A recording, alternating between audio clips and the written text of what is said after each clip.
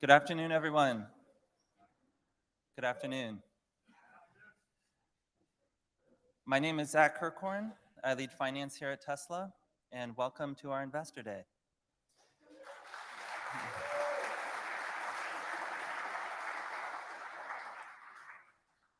For those of you here in the audience at our global headquarters in Austin, Texas, we welcome you. Thank you for being here, and thank you for traveling in. For those joining us virtually, thank you for being a part of the day today. So as we reflect back on the history of the company, there's been distinct phases of product advancement, technology innovation, and rapid volume growth. The most recent of which has been the global expansion and localization of the Model Y program. And so today, we want to talk about the future. We don't want to talk about this quarter or next quarter. We want to go further out into the future. And we've divided today's presentation into three parts. The first of which, we're going to go macro. What does it take to convert Earth to sustainable energy generation and use? The second, we want to talk about Tesla's contribution to that global need. And we're going to go function by function through the company, and you'll meet our entire leadership team, and we're going to get into the details of what those teams are doing as part of the broader goal. And then in the third part, we're going to bring it back up and talk about what this all means for the company as a whole. So before we get started, statements made in this presentation are forward-looking statements that are subject to risks and uncertainties. More details can be found in our written materials. So with that, let's get started. Part one, Elon Musk and Drew Baglino.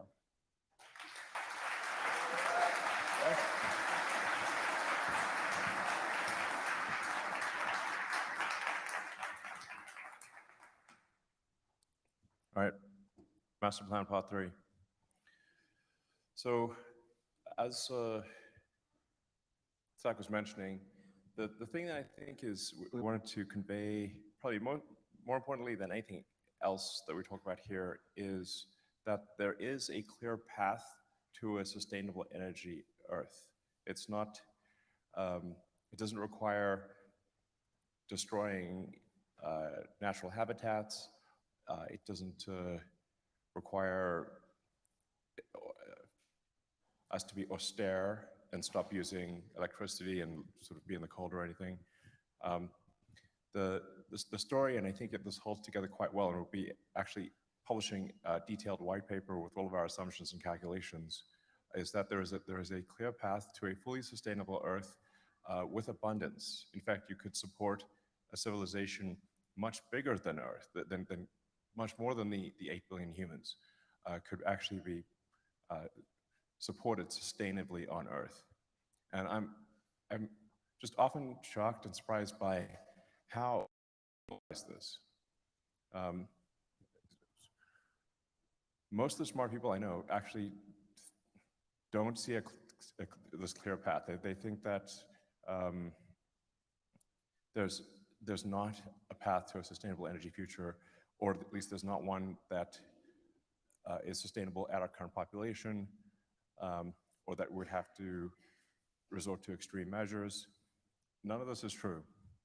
So we're going to walk through the calculations for how to create a sustainable energy civilization. Yeah. And to set the stage, today our energy economy, let's be honest, it's dirty and it's wasteful. Over 80% of global energy, primary energy, comes from fossil fuels, and only 1/3 of that global energy actually ends up delivering useful work or heat. This is the problem statement, but we're here to talk about the solution.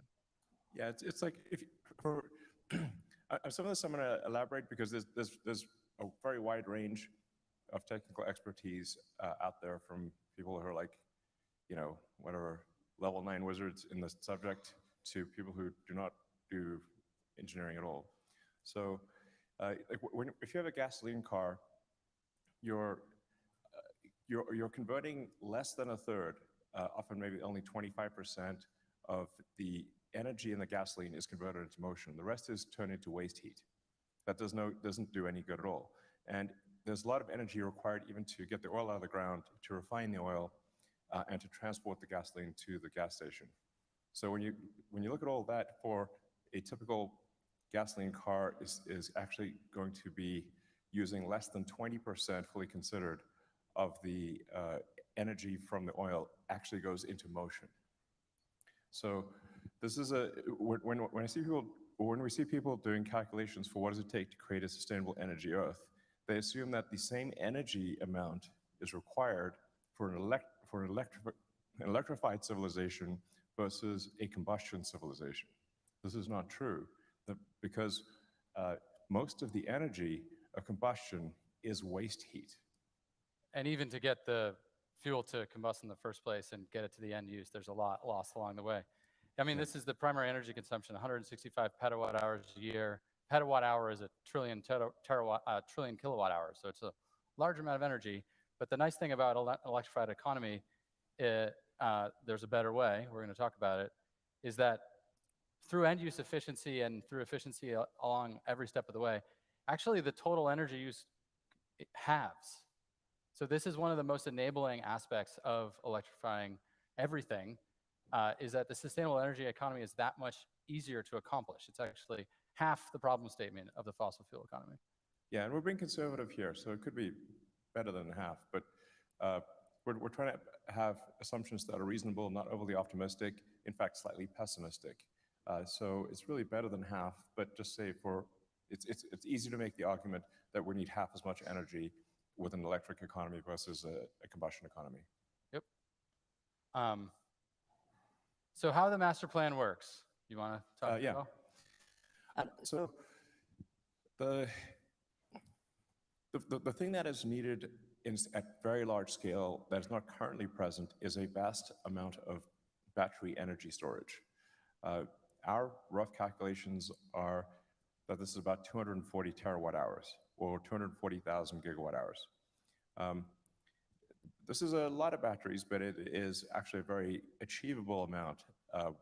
We'll go into details on that. Yep. So that's a combination of electric vehicles and stationary storage.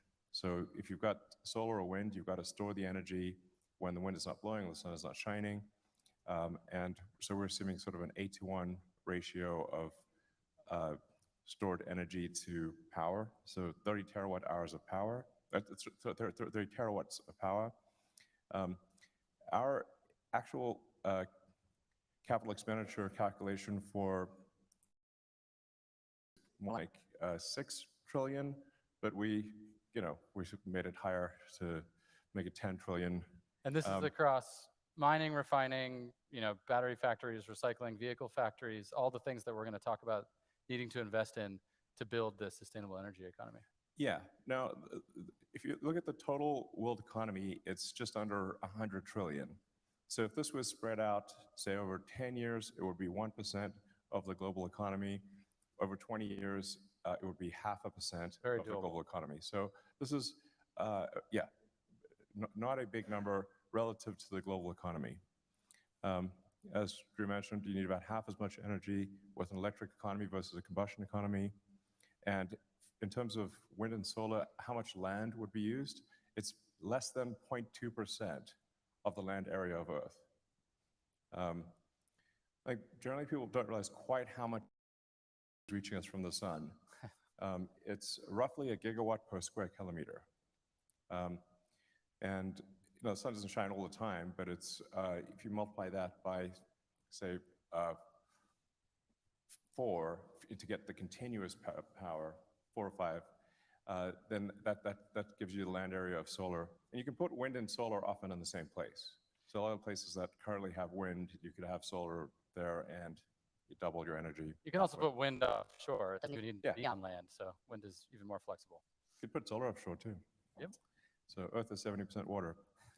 Anyway, the point is that with a really a remarkably small amount of Earth's land area, we can go fully sustainable.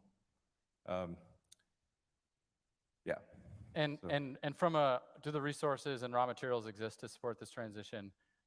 We'll go through that in detail, but we do not see any insurmountable resource challenges at all. In fact, in the end, we should be mining less ore to accomplish this economy than we currently do with the fossil fuel economy. And we're going to talk through that. Yeah, just to emphasize that again, the electrified economy will require less mining than the current economy does. Yes. Less, not more. Okay. So this is the plan, and now we'll get into a little bit more of the details of the plan. Basically, 5 areas of work. First, renewable power the existing grid. Second, switch to electric vehicles. Third, switch homes, businesses, and industry heating to heat pumps. Fourth, high temp heat delivery and storage for high temp industrial and chemical processes, and a little bit of green hydrogen in there for chemical processes that need hydrogen.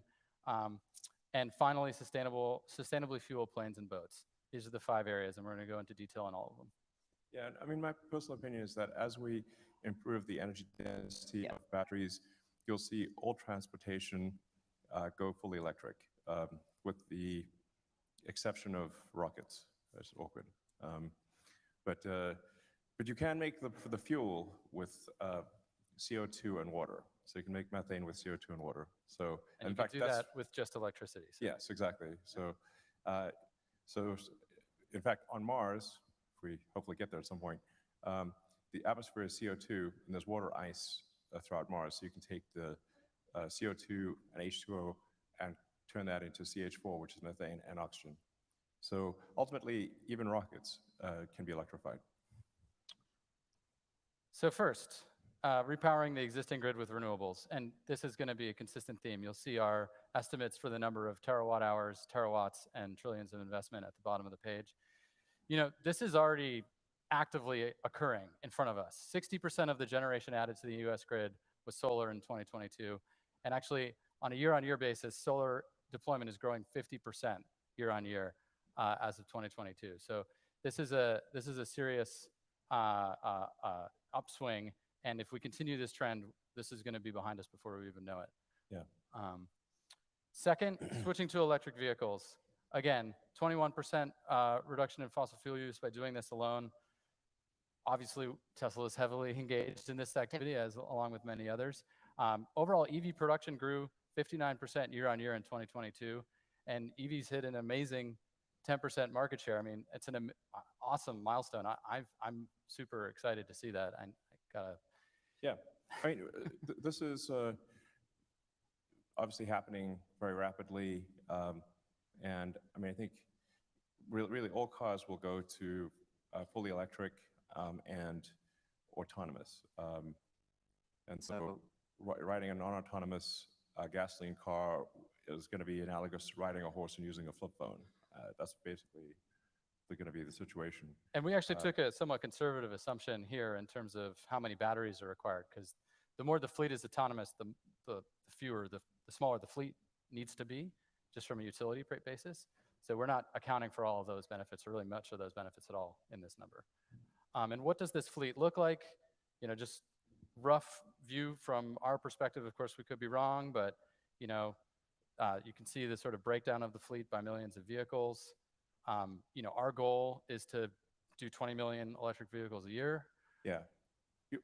Fewer vehicles will be needed, at least passenger vehicles, with autonomy. So there's some debate as to what that number is, but it's some number less than the number of vehicles needed today. There's roughly 2 billion cars and trucks in operation in the world today. And yeah, so what we show here is actually, I think, only 1.4 million or so. So we're represent 1.4 billion, I mean, or so. So a smaller fleet, and you know, the numbers around here in this presentation are around 85 million vehicles a year produced, just to give you a sense of how we're thinking about this. Again, we're going to put all these assumptions up online and, you know, encourage people's thoughts. Yeah. So yeah, so we're basically heading rapidly towards an electric or autonomous future. Exciting. Yeah. And one of the reasons why EVs are so enabling is this end-use efficiency point. Tesla Model 3, it's 4 times more efficient from the well to wheel than a Toyota Corolla. And that's all about the efficiency of getting the electricity into the car in a sustainable energy economy, and then how efficient the car is in transferring that stored energy to motion on the road. When compared to the engine in the Toyota Corolla and all the extraction, refining, transmission, distribution of the gasoline to the Toyota Corolla. And just for this is a fun reference. Model 3 can drive over a mile on the energy it takes to boil a pot of water for pasta, and then it can drive another mile on the energy it took to cook the pasta. And that pasta is 1 pound, and Model 3 is like 4,000 pounds. Just to give you a sense of just like it really doesn't use a lot of energy to move a Model 3, that 4,000 pound object, down the road. Yeah, also, heat is a lot more energy than motion. Yeah, yeah. But people, you just boil a pot of water, you don't even think about it. It's just interesting how efficient these cars are. Next, switching to heat pumps in homes, businesses, and industry. Right now, heat pumps meet 10% of building heating needs. Install rates growing 10% year on year. It really needs to accelerate. Heat pumps can serve, heat applications up to 200 C in businesses and industry.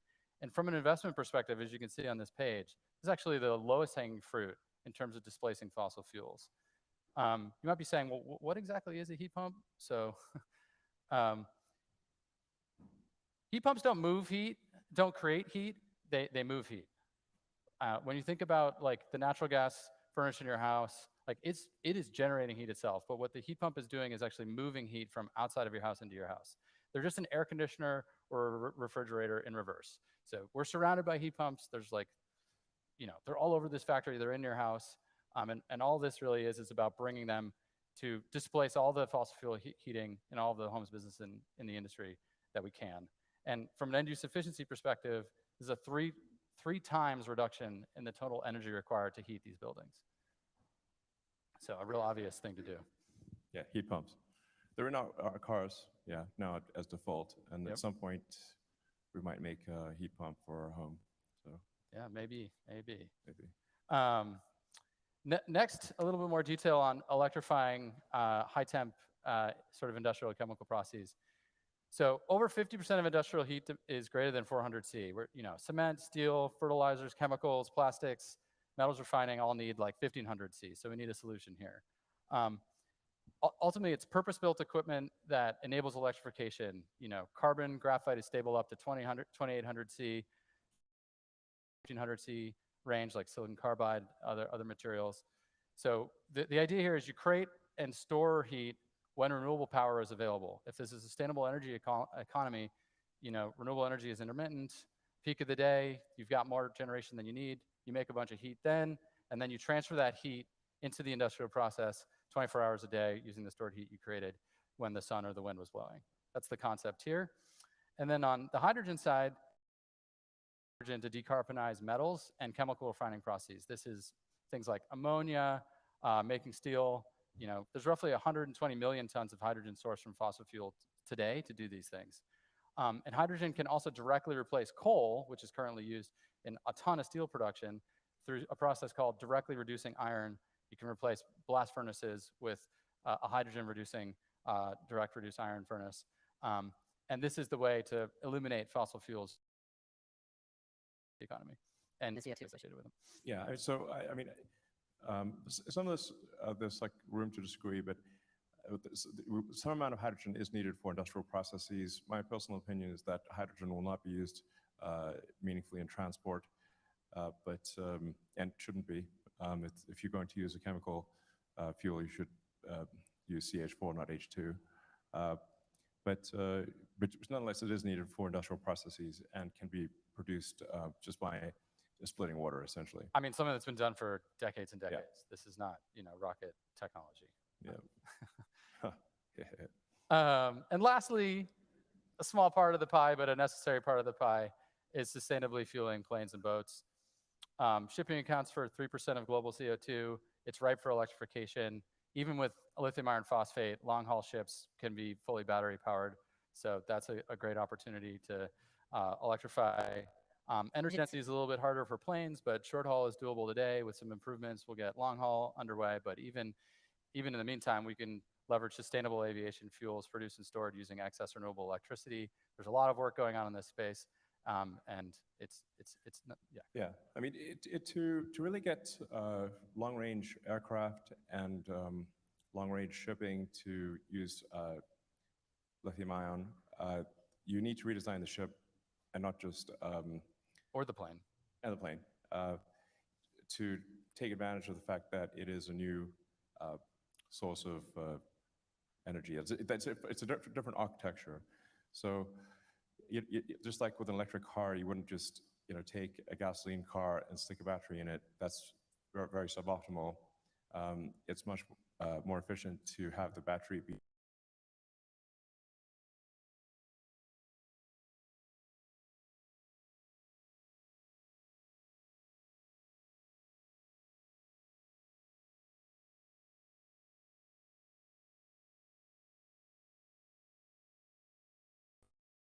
can buy it right now, actually. It's expensive, but I think that price will come down.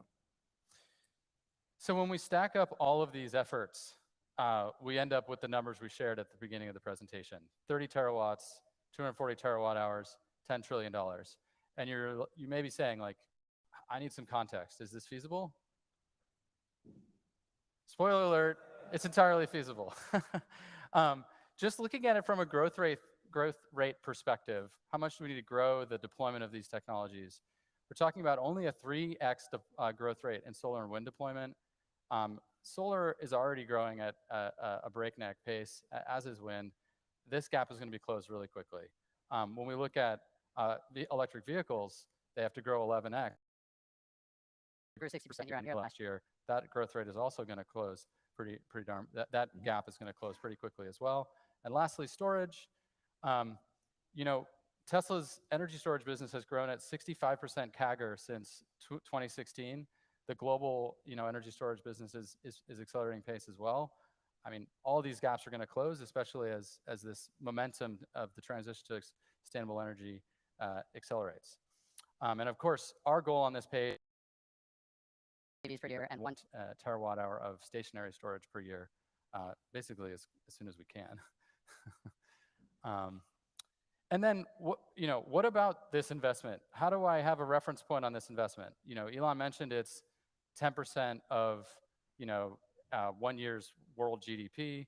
Another way of thinking about it is how does it compare to what we're investing, like what we invested last year in the fossil fuel infrastructure?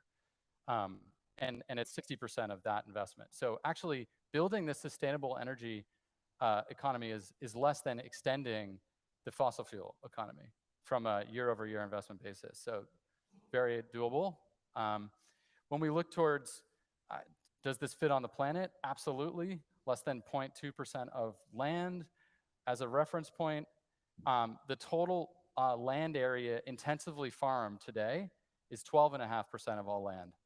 So, I mean, you drive around, you see some farms, but you don't see them everywhere.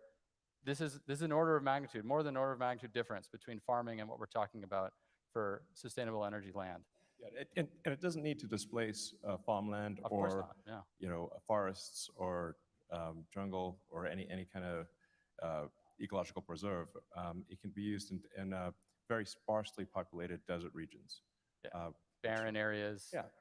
Areas that are just not really fit for development or otherwise used. Yeah. I mean, 0.2% can fit into a lot of places. Yeah, there's essentially no meaningful ecological impact. In fact, transition to a sustainable energy economy would result in a substantial reduction in current ecological impact. It's a great way to put it. Yeah. And what about on the mineral extraction side? So this is a cartoon that sort of gives you a sense for all the ore and the extracted minerals that are coming out of the earth every year. It's about 68 gigatons. So each truck is a gigaton. What does this look like when we're in a sustainable energy economy? Looks like that. The fossil fuel extraction disappears. We replace it with the materials required to fulfill the sustainable energy economy. It actually reduces. Now, it's not to say that we don't need to continue to explore, bring on mining and refining for the sort of specific materials for the sustainable energy economy. But the investment and mass flows are all very achievable just looking at what is already happening on the planet. Like, this is nothing out of scale of what has been done and is already being done. And then when we calculate it on a sort of, element by element basis, the resources are there to support the transition. This is cumulative demand to move in the sustainable energy economy direction until 2050 relative to USGS resources today. We're not breaking the resource bank materials. And then when we look at what really happens as we move forward, history teaches the more we look, the more we find. What people think happens is, oh, there's this many resources, next year there's going to be less because we're going to extract them. What actually happens is, as we extract resources, we find more. And you can see on the right what has actually occurred with the key materials to the sustainable energy economy. Since 2000, as the sustainable energy economy has been growing and Tesla's been growing and all the industries around it, the actual resource availability has increased, not decreased. Yeah, there still seems to be quite a bit of confusion about lithium. Lithium is extremely common. It's one of the most common elements on Earth. There's no country that has a monopoly on lithium, Yep. or even close to it. There's enough lithium ore in the United States to electrify all of Earth. If the United States was the only place producing lithium, there's enough domestic material to electrify Earth. It's very common.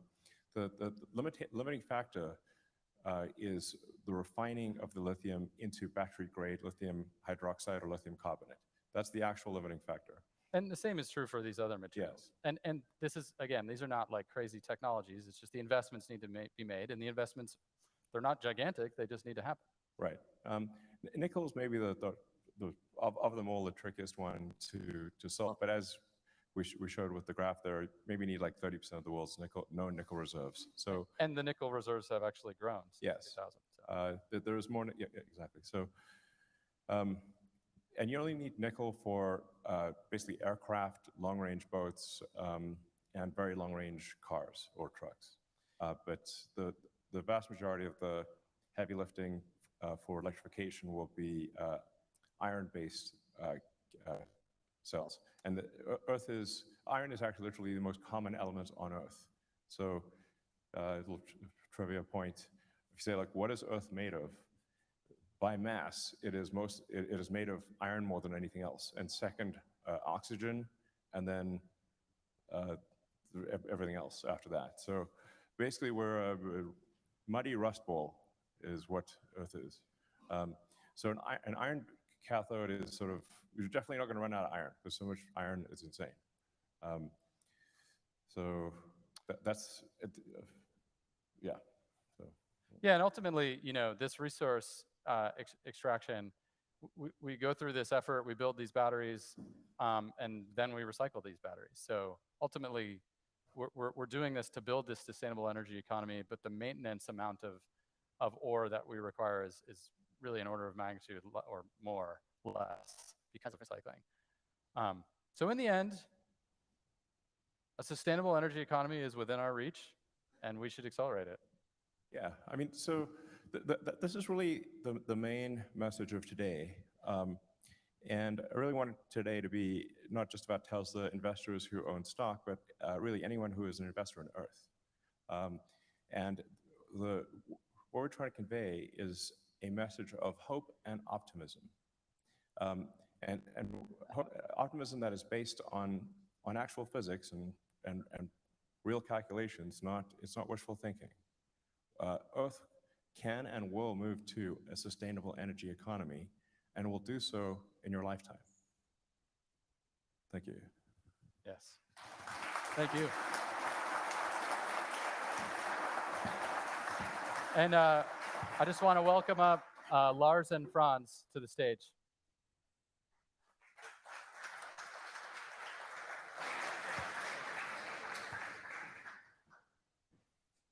Hi.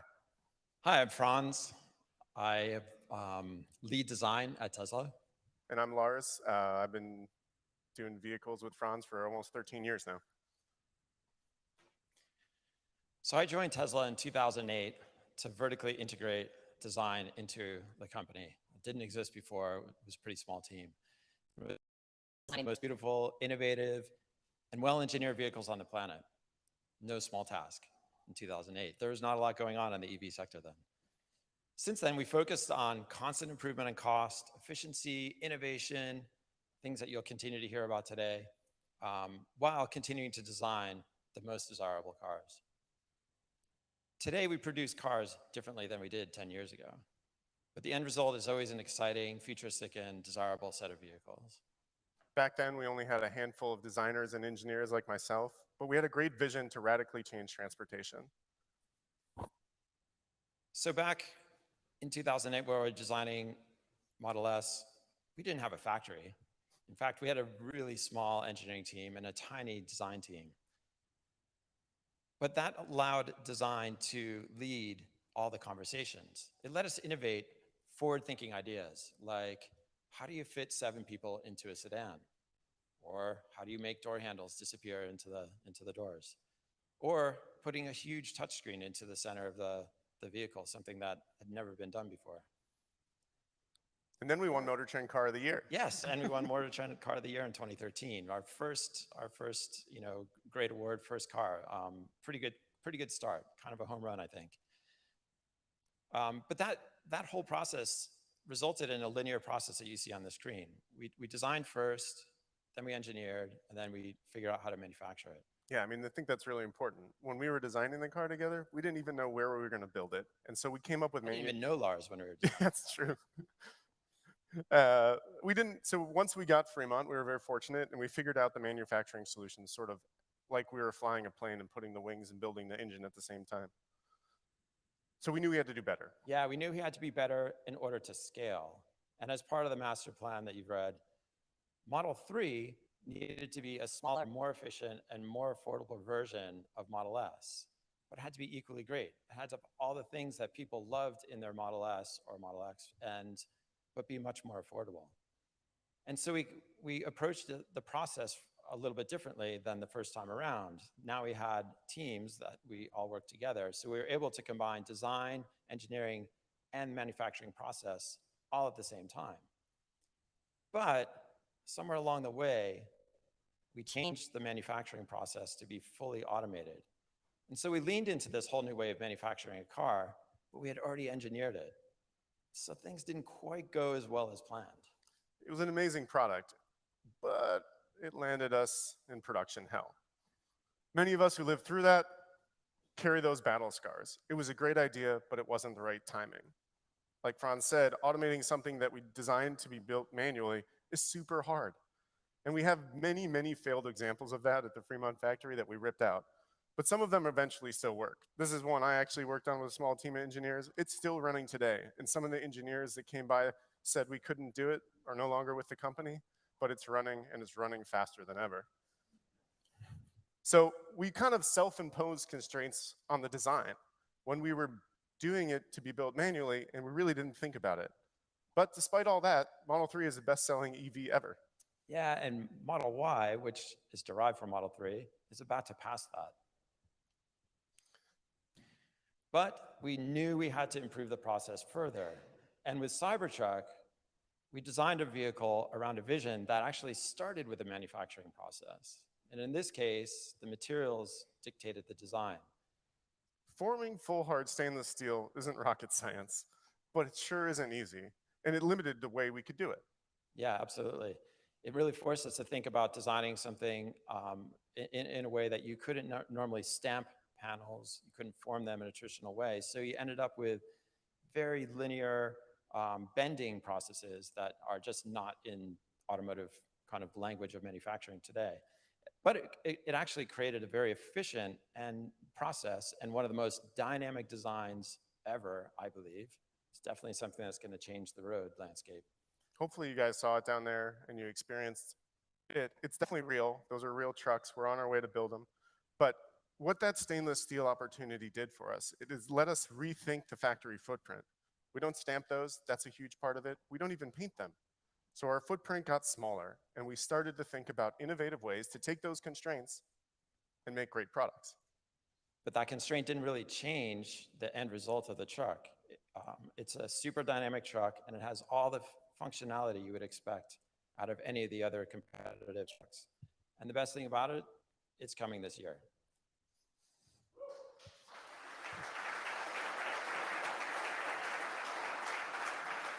So ideally, after all that, we would design, engineer, manufacture, and plan for automation happening together. It gives us the opportunity to question requirements.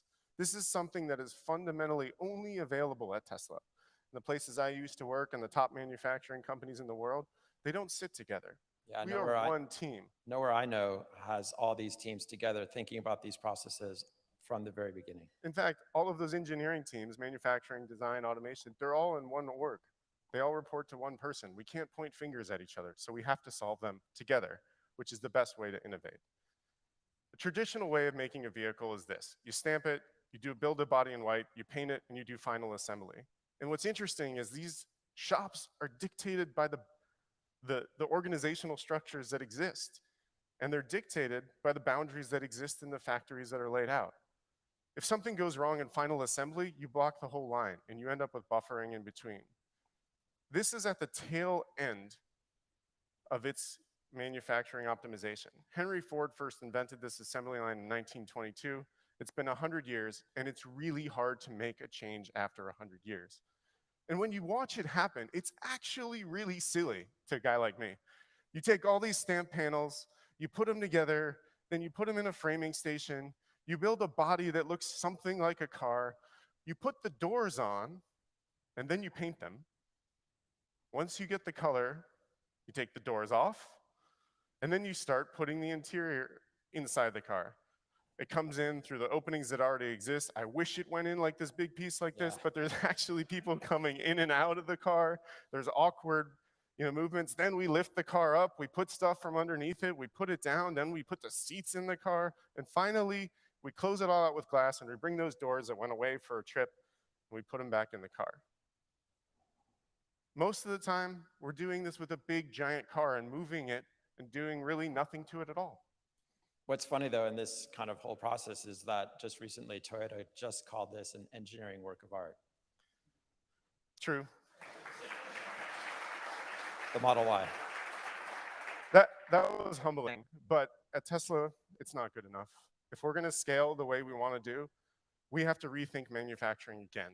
As part of the master plan, we have to make another step change in cost. We started this on Model Y when we made these huge gigacastings, and we deleted hundreds of parts. We simplified assembly with the Model Y structural battery, where we decided the floor should be a part of the car. The battery is the floor. We put the seats and the interior on the battery, and we bring it up through a big open hole, and we assemble it. And this allowed us to do things in parallel, fully rethinking the process and reducing the final assembly line by about 10%. And we thought maybe we could do this other places. Yeah, I mean, in a way, the constraints become part of the solution rather than a problem. So when you think about what I'm trying to say, I really want to hammer this home. When you have a car that's about 5 meters long and you have people working around it like we did in Model 3, and we change that to this process where we take different parts of the car and we can do more at the same time, like we did with the Model Y structural battery pack. What you see here is us doing that on the front part of the vehicle or the rear part of the vehicle.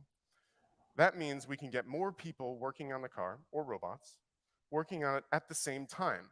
That means we have better operator density, less time doing nothing. I call that space-time efficiency. It has nothing to do with quantum mechanics. We can have that conversation later. But we get 44% more operator density, which means more work, less time walking back to the station, 30% improvement in space-time efficiency. And because we're not building it in and out of the car with those slow movements of those robots I showed you from production hell, when we go to automate it, it's going to be a lot easier. In the end, that will probably look something like this, where we balance parallel and series manufacturing in a way where we only do things that are necessary, with a much shorter, a lot less of the entire rest of the factory, so we can optimize material flow using the best practices. And what that means, it's going to look something like this, where we build all the sides of the cars independently, we only paint what we need to, and then we assemble the parts of the car once and only once. We put them where they need to go. The interior is attached from a bottom-up or a top-down strategy, so there's more access for those robots and people. We aren't moving heavy objects around and doing nothing to it. And it means we're doing more work on the car more of the time. And then when we take all of these tested sub-assemblies and we put them together, we finally assemble the car only one time, putting the sides on with all of their parts to a front and rear that was already assembled, carrying the floor in with the seats, and finally boxing it out with the doors one time, just like Cybertruck. So in the end, you get the same car, but Y. Yeah, this is not, yeah, this is a Model Y for illustration, not the next gen vehicle. In the end, what does that mean? To increase the scale and adoption of electric vehicles on the orders of magnitude that we just showed you, we have to make constraints part of the solution. It leads us to greater than 40% reduction in footprint, which means we can build factories faster with less CapEx and more output per unit. Faster, less CapEx, more output per unit dollar. Zach's going to go into more details on this later, but it also means through this innovation and some of what my other engineering colleagues are going to talk to you about in the future, we'll reduce costs as much as 50%. This is the 2-for-1 concept you hear me and Elon talking about on earnings calls. Yeah, so I think our track record proves that we can deliver the best cars, and we deliver the best cars in spite of, because of these constraints. And I'd love to really show you what I mean and unveil the next gen car. But you're gonna have to trust me on that until a later date. And I promise we'll always be delivering exciting, compelling, and desirable vehicles, like as we always have. Have we ever not? We Yeah. always do. But what else is Tesla known for? Speed. So with that, I want to bring on Colin, who's in charge of making our cars go fast.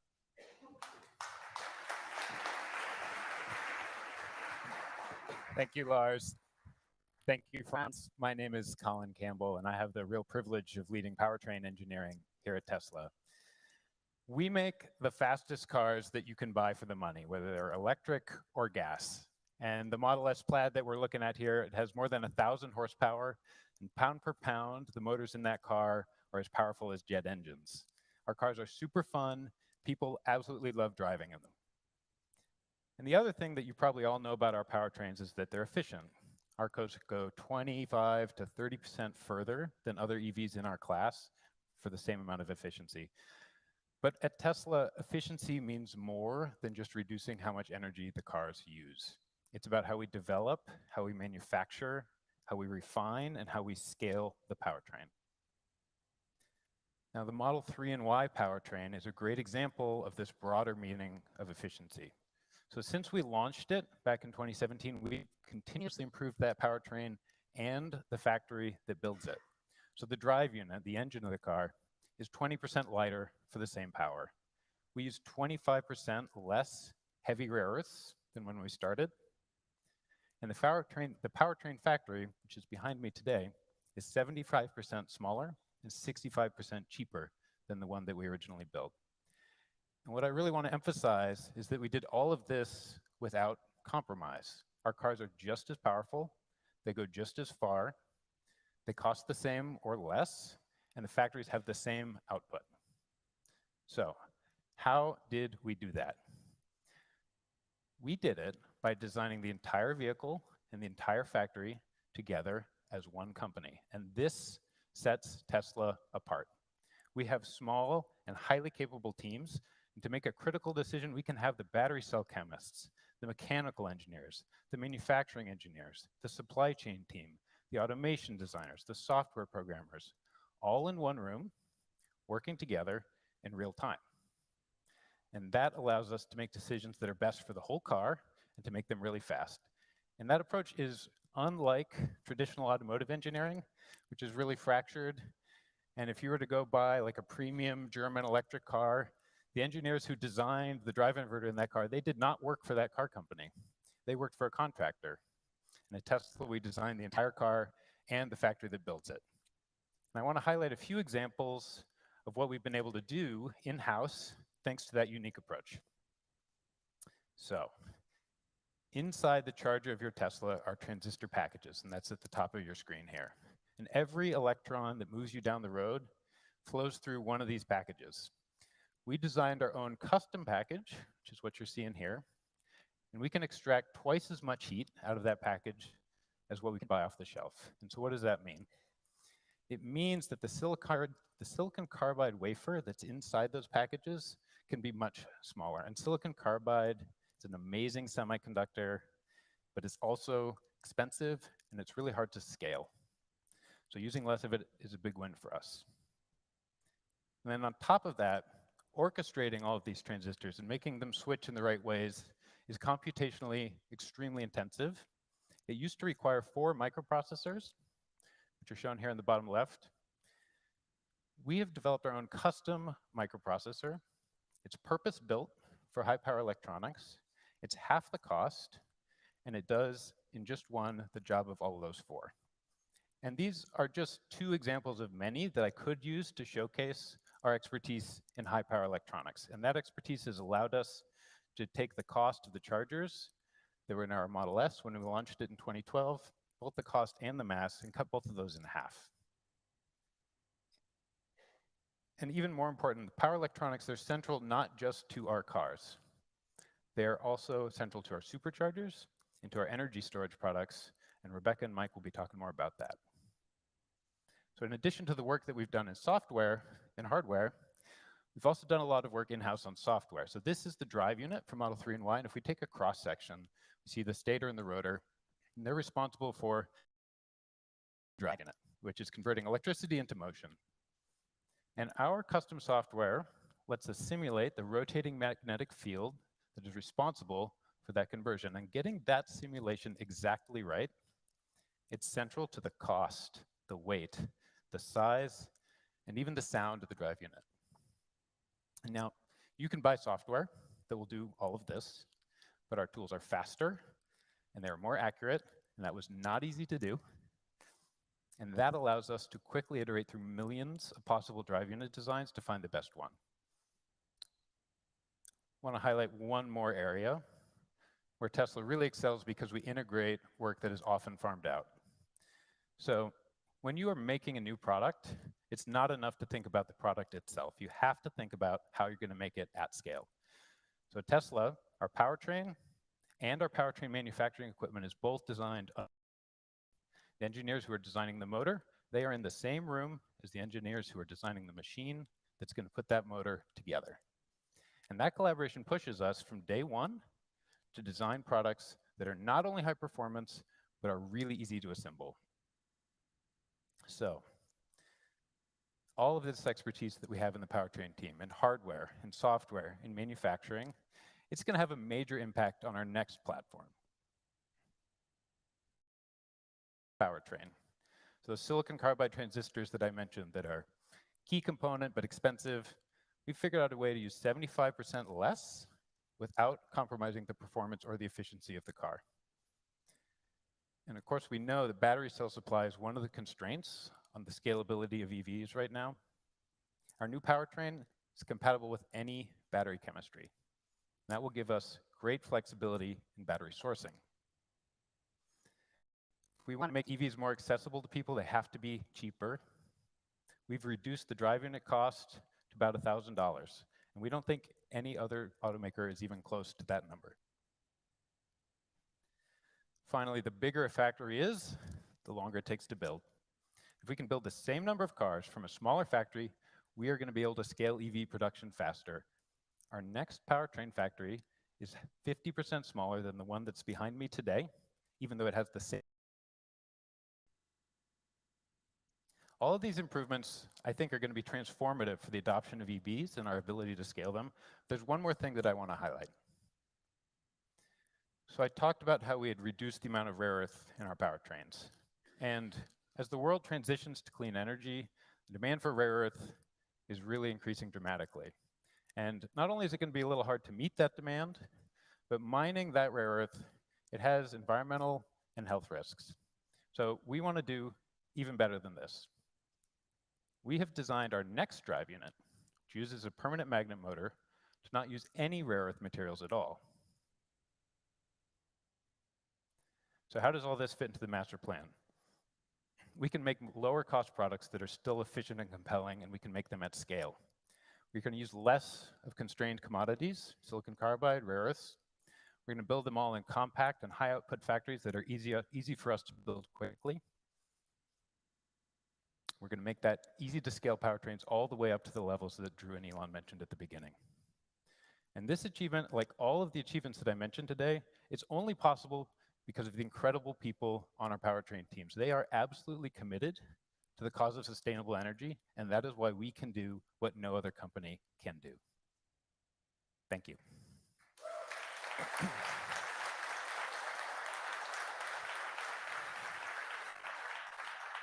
So next, I'd like to welcome my colleagues Pete Bannon and David Lau. Thanks, Colin.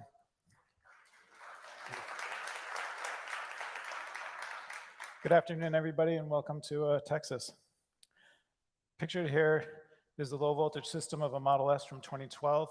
This car was primarily designed with vendor source controllers integrated by Tesla. There are over 300 low voltage devices that encompass everything from the mundane, like the light in the glove box, to the complicated, like the infotainment computer, to the safety critical, like the airbags, steer-by-wire, and brake-by-wire. The low voltage harness is built from individual wires, cut to length, crimped, and inserted into connectors, a manual process that is tedious, error-prone, and doesn't scale well. Going forward, we want to reduce the size and complexity of the harness and enable automated manufacturing. These wire harnesses introduce extraordinary complications, especially in the early stages of development and bring up of a vehicle, because when we're trying to bring up this entire system and we see that it's not working properly, we don't know whether it's a problem with the software, with the controller, the processor, any of the endpoints in this entanglement of wires. And so we have to go and debug everything all at once. And Pete's going to tell us about how we're going to make it better. Mm-hmm. So I'm going to talk briefly about a few things that we've changed over the years since the Model S. With the Model 3, Tesla started designing an increasing share of our controllers by merging controllers together. And we were able to simplify the design with a significant reduction in wire count and weight. Going from S to 3, we reduced the wire harness by 17 kilograms compared to Model S.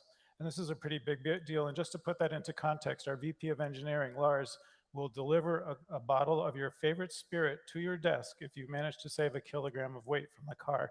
So this improvement cost him quite a lot. Did we skip one? Yep.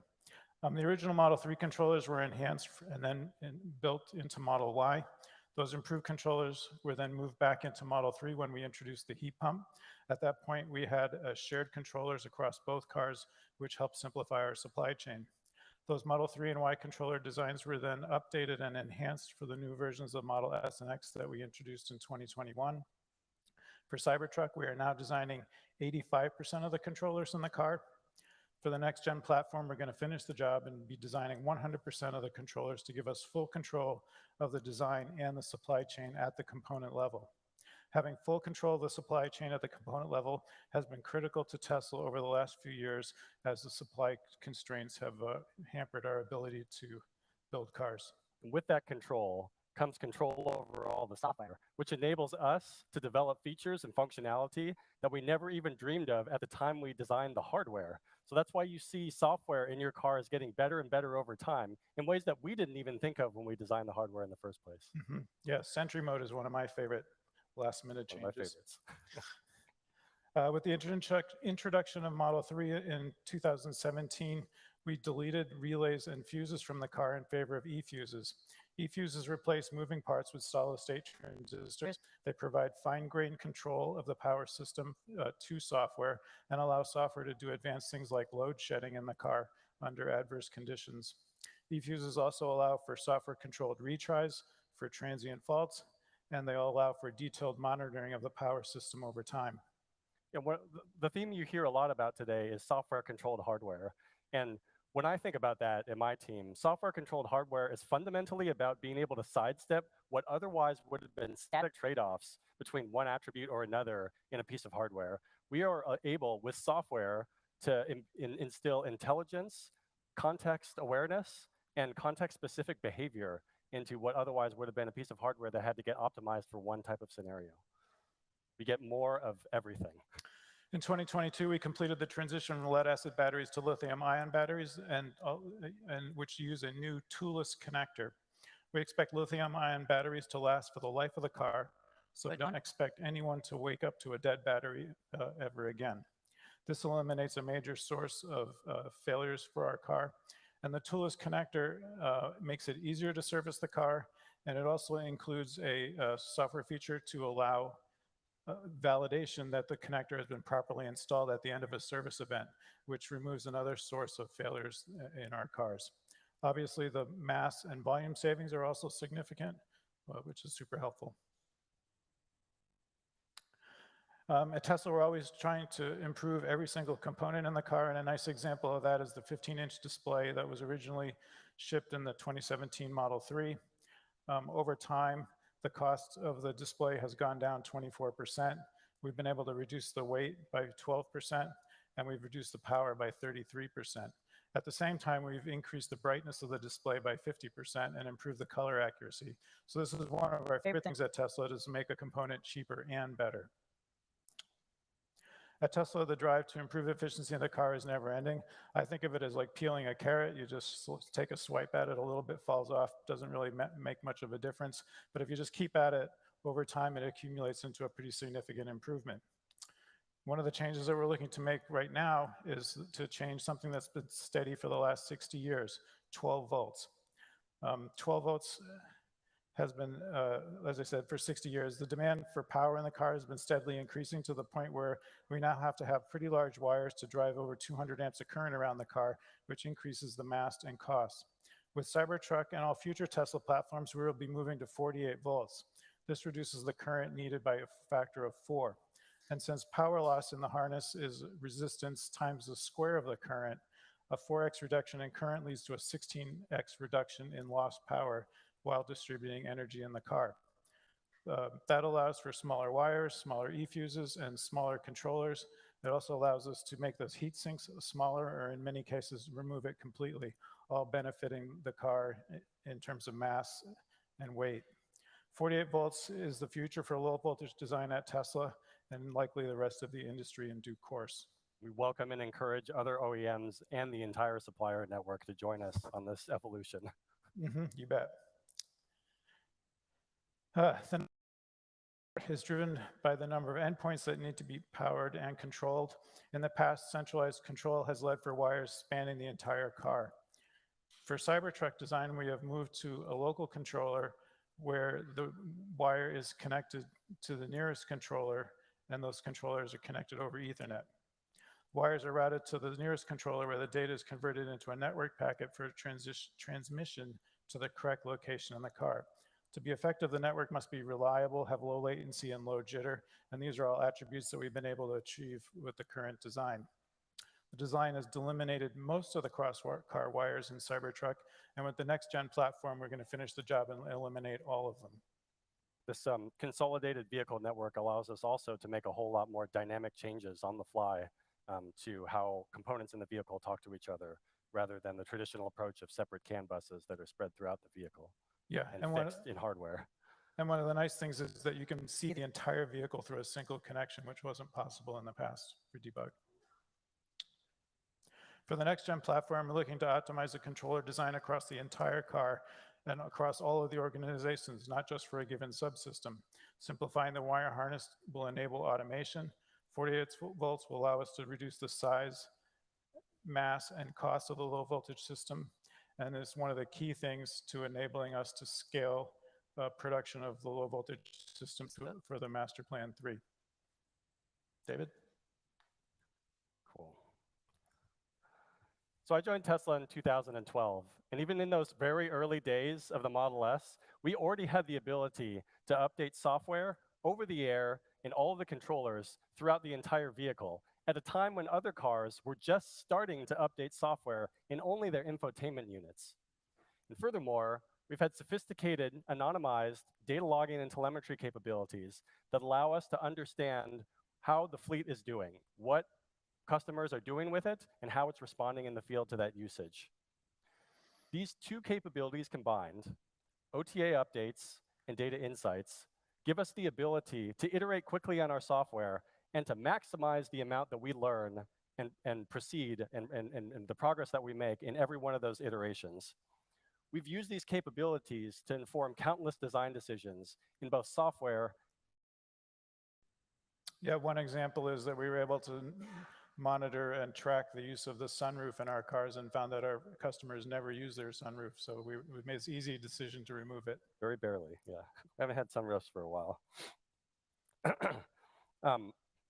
As another example, we are able to use our collision data to design our crash safety systems for what happens in the real world, far beyond what regulatory and consumer ratings tests prescribe.